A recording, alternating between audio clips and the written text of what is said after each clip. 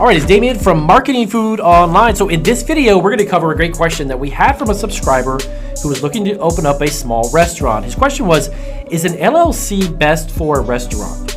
And that is basically the formation entity status of the legality end of opening a restaurant. And we're going to dive into 4 specific things you really need to ask yourself as we figure out what is the best entity for a restaurant. And we're going to get into that right now.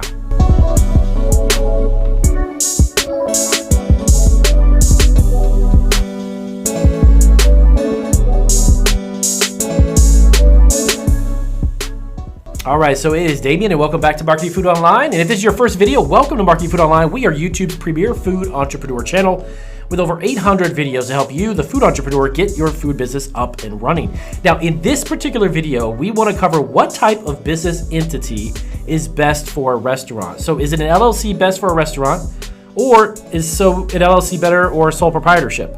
What are the two differences between them, and is an LLC really truly the best? So I'm going to give you little pointers based on some of the experiences I had running my Italian bakery and sandwich shop. My wife and I, we started about 12 years ago. We had an Italian bakery and we served gelato, we did panini sandwiches and hoagies and such. LLC formation was the simplest one for me and her to do at the time. It also allows us to basically pass through what's known as a pass-through taxation. So any of the profits and such that we would actually be taxed on, we were allowed to pass through as our own.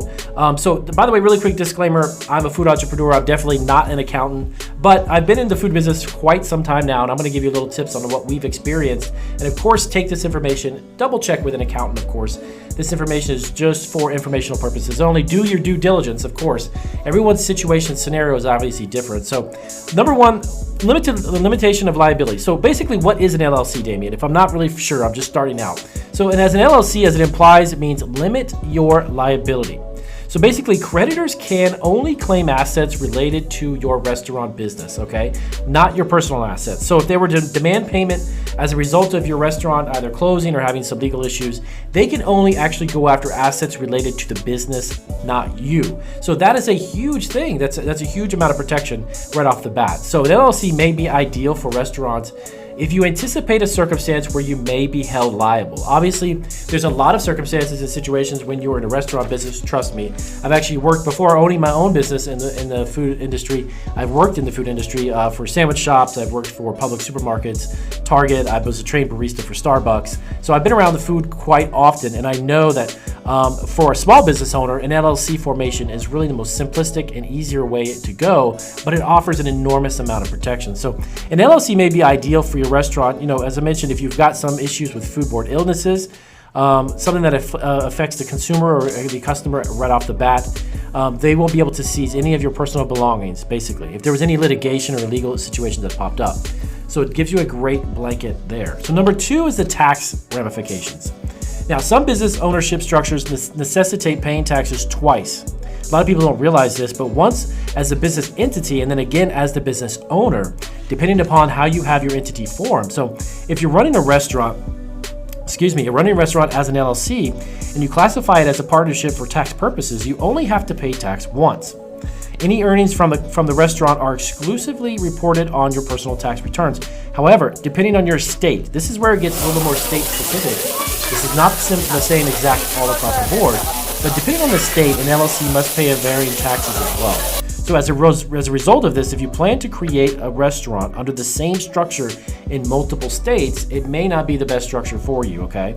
So for instance, if you're creating a restaurant in Delaware and you're gonna do it in Florida, Wisconsin, and so on, the LLC may not be the benefit for you. You may have to go C Corp or S Corp, okay?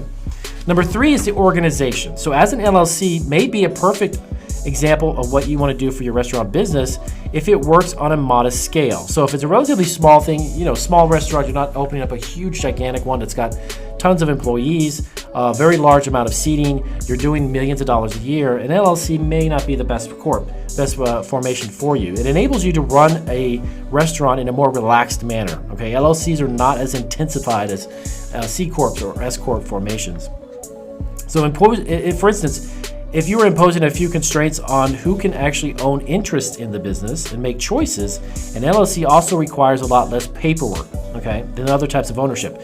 You're not required to keep year-end minutes or hold regular shareholder meetings. And if you aim to go public in the future, you should look into various organizational arrangements, meaning that you may have to transition if you're looking to go public, or if you're going to go on the stock exchange of some kind and open up a whole bunch of chains. You're going to have to end up going some other route, okay? Now, so is a restaurant an LLC or a sole proprietorship? Let's dive into what the cost is for this. There's various options in forming an LLC for a restaurant. Basically, what I definitely want to consult an attorney that allows you to focus on running the actual restaurant rather than worrying about the legal issues. So hiring an attorney to handle all of the legalities of it may be the best form for you to do, but always be there and understand how and what they are doing, because you're going to be paying them.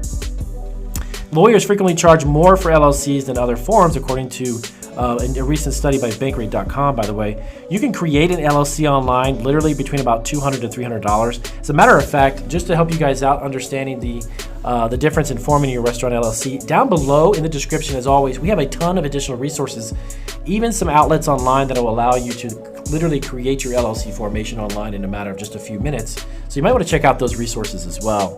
So the cost of forming an LLC is also determined by the state, because each state does vary on the cost of that actual formation. Some states it's probably $200 or $300. Some states it's $500, $600, or even more. So one of the great sites that we've found, a resource that we love, that we also offer on Marketing Online, is efile.com. I believe this has a special where it's zero actual fees to cost to form your entity, and then of course just the state filing fees. So those are the 4 specific things you want to look for specifically when you create your LLC about your restaurant. And in most cases, if it's just a mom and pop restaurant, a local one to start off with, LLCs are the best way to go. That's our experience. We actually went through, we did that with an LLC. For tax purposes, it simplified everything. It didn't get really technical or complicated.